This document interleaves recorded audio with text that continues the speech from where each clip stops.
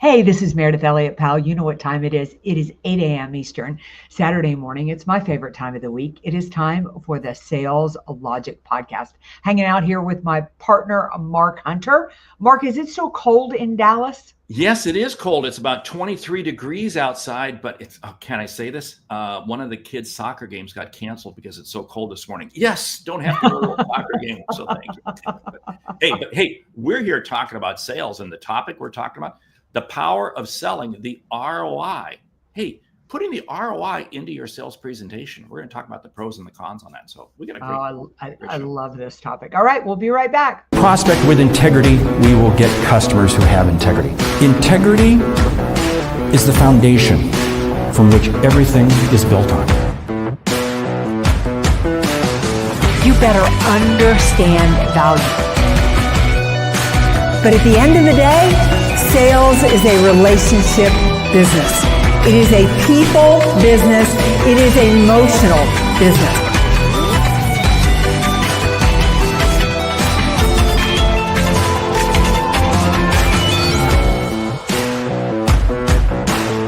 This is Sales Logic. All right, welcome back to Sales Logic. Now, before we dive into the topic, I want to let you know that we feature you here every single week on the Sales Logic podcast.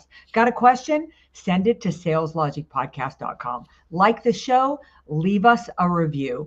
And right now, mark your calendar for Tuesday, the 25th of February, because at 4 p.m. Eastern, we have got a powerful masterclass with the sales legend, Tiffany Bova. All right, Mark, let's talk about the day. Hey, let's talk about the day. We're talking about the power of selling the ROI. In fact, let me throw out the question because the great question came from Jonathan in Missoula. He's a classic sales guy, been selling for 20 years. However, he got the news that he's now reporting to the CFO. And his CFO wants every presentation to be done in a conversation wrapped around ROI. Hey, that's a real issue. This is a real deal out there. I love putting the ROI into presentations. I don't know what your thoughts are, but I know a lot of people struggle with it. Let's dive in. Well, it's really, that is such an interesting question. And I'm going to take a really different spin on it. I'm going to tell you, I made a huge mistake this week. And I went with a customer who didn't value the ROI. We got into kind of a pushback on hourly rate. They took my rate and they did it hourly. And all of a sudden, I realized I was selling to a customer who didn't value return on investment. So I think selling the ROI begins at the very beginning of the sales process. You've got to figure out what it is that the customer wants, because what I missed was they wanted a low price. I missed it right from the start because I didn't talk about outcome. Now I think they want both, but the higher value is the cheaper rate. And so I think at the very beginning, you start by selling ROI. You can't sell it till you know what it is. Does that make sense? Yeah, it does. And you framed it up well, because let's unpack this. So many people think ROI is money. No, it's not. ROI is not money. It's what are you going to be able to do because of the money you're investing? And that's key. And right, the key thing is you can't deliver an ROI presentation until you understand what is the outcome that the customer is looking for. If you don't understand the outcome that the customer is looking for, there's no way you can even begin to put a price on the table. I mean, it's very simple. I mean, I'm a coffee drinker, and I can go to Waffle House and buy a very cheap cup of coffee. I think it's motor oil, or I can go to Starbucks and pay more. Where am I going to go? I'm not going to Waffle House. I'm going to Starbucks for my coffee. So you have to understand what is the ROI, because for me, a good cup of coffee is worth paying a couple bucks more. I don't care, but I can't begin to express that until I know what the outcome is that I'm looking for. And I think that's Jonathan's problem. Now, it's interesting. I put the question into the sales logic brain, and it came back with two things. And it said just what we've been talking about, this whole piece on you got to understand the outcome. But it also said time has value.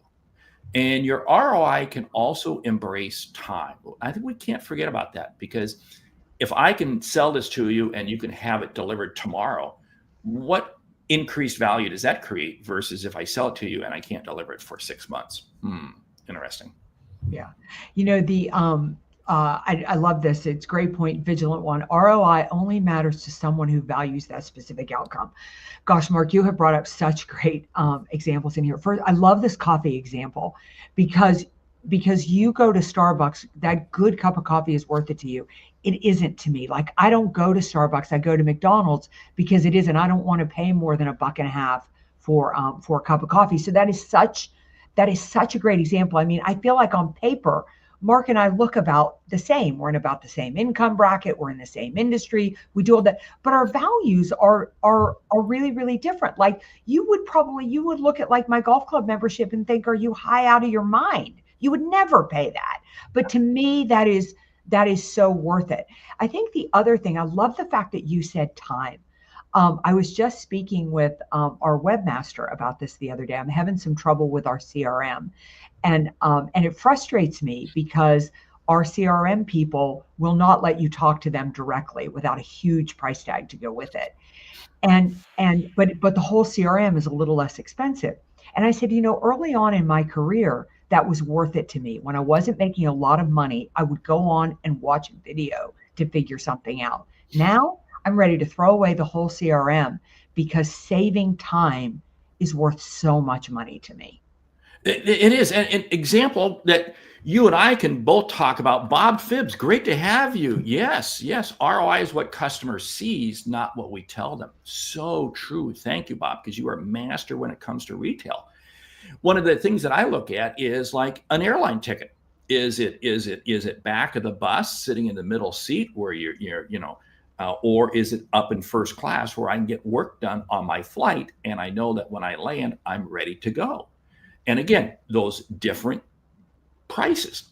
But again, it depends on the outcome I want to achieve. And this is where no ROI presentation can start without first understanding what is the value that the customer is looking for. And the value can be wrapped into any number of different things.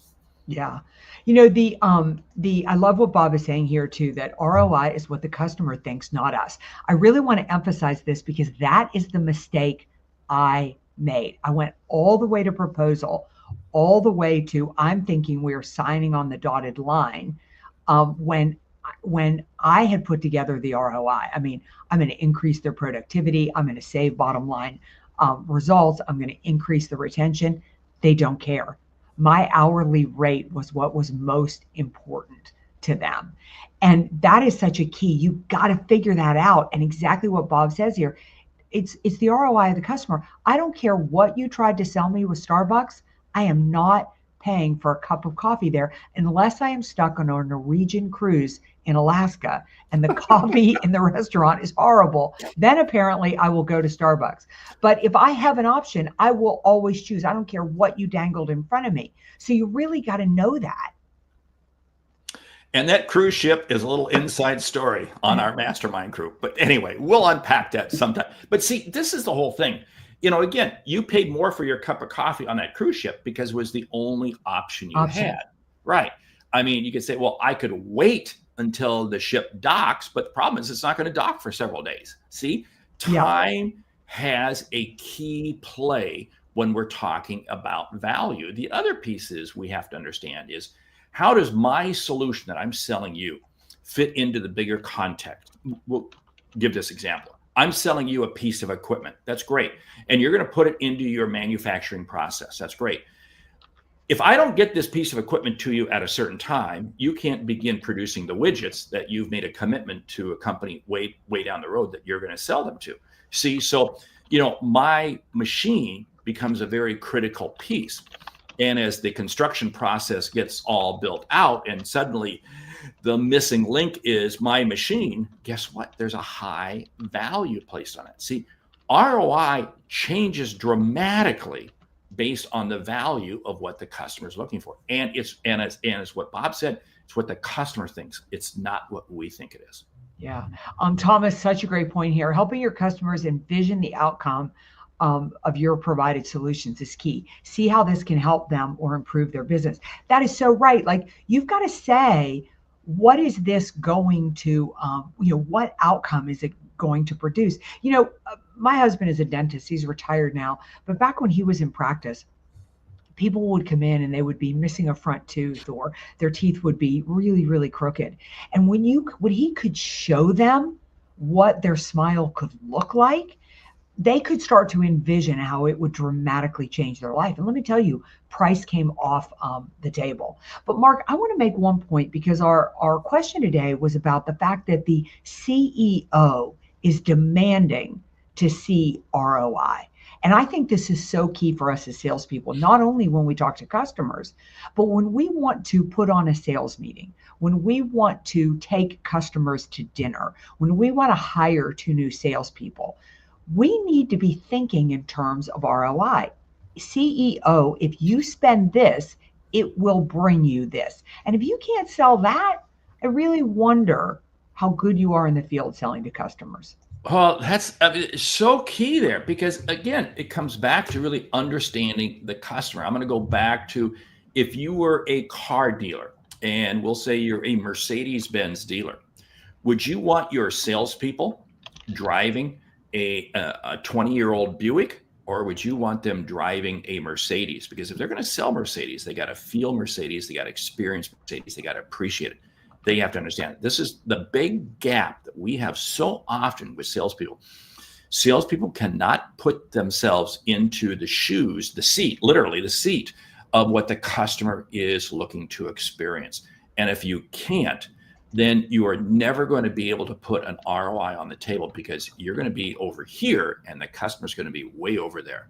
I love Dave Sanderson's questions. What's most important to you, and what has to happen to make that happen? Yes, exactly. Again, you're getting them talking, because ultimately you got to create a visual picture of them seeing success, them seeing a greater outcome. Then I could begin backing in. I love it. Yeah, the other thing I think too is that because where I am with this customer now is trying to help them see that if we don't move forward for this, what it's going to cost them. It was funny. We were talking about time, and I was sitting here the other day, and a customer requested something of me at 9:00 at night. It's my largest contract, and I really needed to deliver it by 10:00 in the morning. I really wanted to go play tennis at 6 a.m. I really wanted to do that. And the way I did it was, I sat there and I thought about it. I thought, I could pay my director of customer experience to handle this for me, and she could take care of it, and she would have it to them by 8:30. Whoops. It's okay. Continue. We just lost your picture, but that's okay, because again, I love what you're saying there. It's anyway, okay. But my point was that I was able to turn around and give it to her and still go do what I wanted to do. Now that cost me a little bit of money, but the value was there for me. See, there's a key thing. The value of that person. You're a person in charge of customer experience. Now think about that. You could have had some kid that you were paying minimum wage to. I bet you pay that person quite a bit more. Right. Because they deliver the outcomes that you're looking for. This is what's absolutely key. If we are not willing to understand the outcome the customers love. I go back, I've shared this story before. I had a customer that they wanted me to come in and do a lot of work, and it was great. But the CEO thought I was charging them way too much money, and it was demanding I lower my fee. And I simply asked them the question, how much business are you going to lose because of the 2 new competitors coming into your marketplace?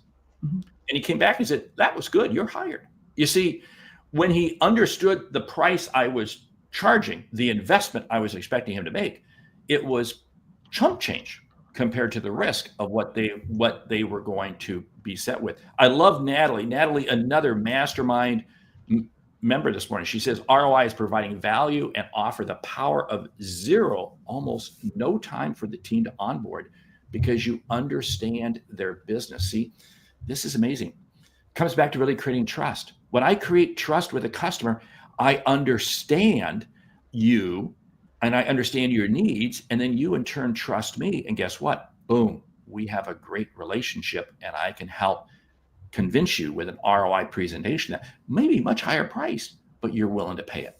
Yeah. Thanks, Natalie. We love doing that podcast from the ship anytime we get to be together remote. So sorry, not sure what happened to my camera. I've already texted my tech guy. Anyway, another example of somebody I pay money for because I can get a hold of him 24 hours a day, and that is worth it to me. Yeah. Thomas, great comment here. Helping your customers see the ROI helps you avoid commission prep. It helps you become a partner instead of just a salesperson. You know, what this really makes me think about too is we should be buying from an ROI perspective. Anytime I hire somebody, I need to be thinking, if I'm going to pay this person money, what is my ROI? What am I getting for this?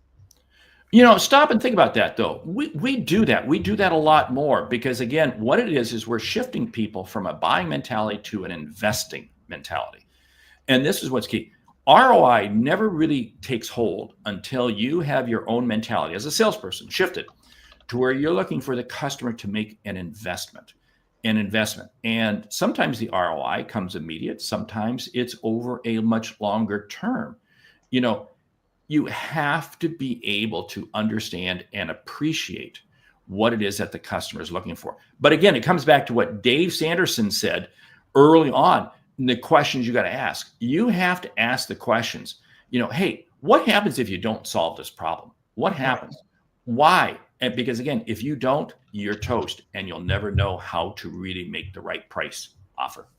Yeah, such a good point here. This is from Andy Greenberg. Selling is predicting the client's future with or without your product. A successful sale happens when the customer is thrilled to purchase from you. You know, stop and think about what he's saying there on that. Because again, it's not the product. It's not the product or the service we sell. It's the outcome the customer is going to achieve.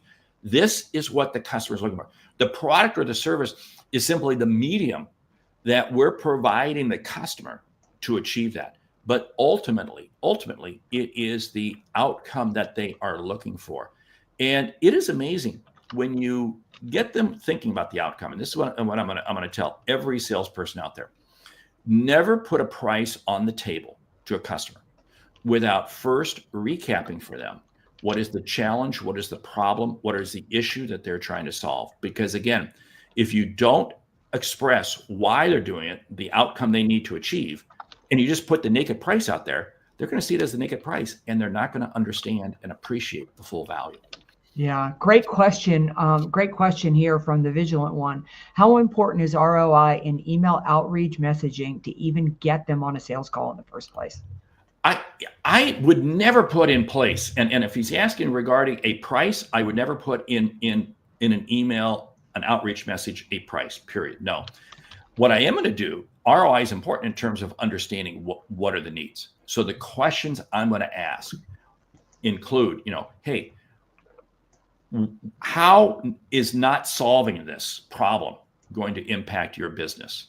What happens if you don't do this? Or what happens if you do this? What are you looking to be able to achieve 6 months from now, a year from now, whatever? Those are the questions. Those are the ROI type questions you have to be asking them. It's not dollars and cents. So my feeling is, Vigilant one, it is downright critical. The ROI, when I do a cold outreach, it is almost my second line. The very first line is something personal, like, you know, I see you're from Cincinnati, Ohio. You know, my father grew up there. What a great town. Or I was just speaking in Vegas last week. And then the next thing is, I work a lot in your industry. Here's the challenges I see. Here are the solutions to it. And then a testimonial. It happens right away because I think these people don't know who I am. They don't know what I do. I better provide some type of proof or reason to talk to me ASAP. I don't tell them what my title is. I don't tell them how many years I've been in business. I don't tell them anything about me. What I tell them is, I get your industry. Here's how I solve the problems. And here's a testimonial to prove I can do it. I love what you're saying there because you didn't put a price in there at all. You do not put price in there at all. Andy Greenberg is echoing this. Try not to use the word price. The funding required to achieve the outcome. Yeah. I love to say the investment. Now, we could do a whole separate show on how to present the price, how to present that.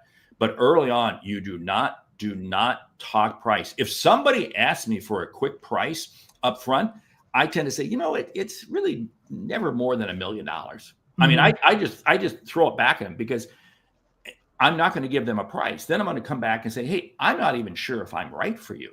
And I wouldn't want to see you waste your money. Let me ask you a few questions because I really got to understand, because again, I want to make sure I'm the right fit.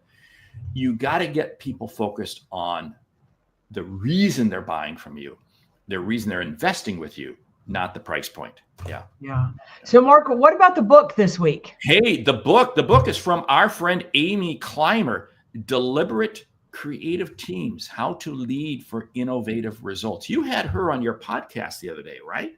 Yeah, I did. And let me tell you what I love about this book. I mean, she really talks about creativity with teams, speaking more to leadership. But I think creativity is probably one of the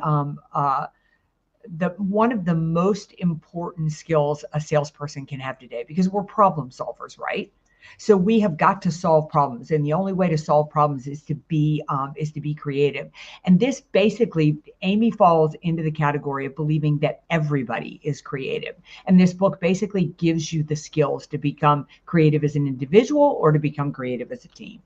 I love that, because when we're creative, it's amazing how much better the solutions are we're able to develop, and how much clearer we are in able to communicate with our customers. So excellent. The book, Deliberate Creative Teams, How to Lead for Innovative Results by Amy Clymer, just came out a couple months ago. Yeah, and I think she's having her big book launch on February 26th. Terrific. Hey, are you ready for the lightning round? I am. Lightning round, top 10 ways to ask for referrals. I say number one, you better make it really, really easy to give the person a referral for you. Don't complicate them. Don't complicate the matter. Don't get them to give you a name. Don't make them do the heavy legwork of the phone number, the email, all that kind of stuff. Number two, you have to bake it into your process. You have to become comfortable with it. So many salespeople are afraid to ask for referrals. You've got to become comfortable with it. That means you've got to ask for them all the time. Yeah, find a way to, reward the referral. I'm not a big believer. I don't like gifts for referrals because I feel like I give a referral because somebody is really, really good. But make sure that you thank the person for the referral and make a big deal out of it. Yes, keep them in the loop. I got a referral this week, and immediately after I made contact with the person that they referred me to, I went back and I said, hey, thank you so much for the connection. We're talking. And then we had a chance to talk the other day, and I sent them another follow-up text message saying, hey, thank you so much. Keep the person who gives you the referral informed all along the way. Yeah, that is so key as to the follow-up on the referral. I would say that that you need to reciprocate referrals. People send them to you. You need to turn around and send referrals to them. And I'll add to that, you got to just give referrals. I don't care who it is. Every week I look to give 3 referrals, and I don't care. My whole deal is this. I'm not asking for I'm going to give you one, you get one. I'm just going to put referrals out there. And it's amazing. The universe of referrals comes back at you, and you get referrals. Yeah. I would say you need to make, like, I put it as something that I track now on how many referrals I ask for a month. So I put it into what I track. I track sales calls. I track proposals written. I track proposals won, proposals lost. And now I track referrals I gave and referrals that I asked for. I love that. You're breaking it down because, again, all referrals are not the same. In our friend, I'm going to quote our good friend Bill Cates. He says, you can ask for a referral at any point where you've given value to the customer. Don't think that you can only ask for a referral after you've completed the sale. Hey, if you've had a great meeting, if you've had a great presentation, maybe you followed up with them later on, whatever, you can ask them for a referral. Yeah, I would say you need to take, if you want to get more referrals, take referrals very, very, very seriously. The moment you get one, follow up immediately on it, and understand that somebody put their brand on you. So you better deliver at even a higher level than you deliver anywhere else. I'm going to add to that. When I give a referral and it works out, guess what? I've made 2 raving fans. The person I've referred is now a raving fan of me, and the person they've helped is a raving fan of me. So a way to build your business is by giving more referrals. Long term, if you are not getting more referrals, in other words, if it's not trending upward, something is either wrong with your process or your product. Chew on that one. You want to share one more, and then we'll close it down. Yeah, so I would say, another great tip for asking for referrals is go to your centers of influence. Go to those people who are complementary to you, that work in the same type of business. Back when I was a banker, I worked a lot with insurance professionals, and we would refer back and forth. It made sense for us, and it made sense for the customer.